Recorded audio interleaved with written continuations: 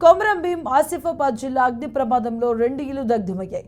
ఆసిఫాబాద్ మండలం బాబాపూర్ గ్రామంలో నిన్న అర్ధరాత్రి గ్యాస్ లీకేజ్తో అకస్మాత్తుగా మంటలు చెలరేగాయి. ఇక ఆ మంటలో కావల్కర్ లక్ష్మీబాయి, కావల్కర్ సురేష్కు చెందిన 2 ఇళ్లు పూర్తిగా కాలిపోయాయి. అగ్నిమాపక సిబ్బంది వచ్చి మంటలను ఆర్పడంతో ఎలాంటి ప్రాణ నష్టం జరగలేదు. ఇక సుమారు 10 లక్షల వరకు ఆస్తి నష్టం వాటిల్లిందంటూ కుటుంబీకులు వాపోయారు.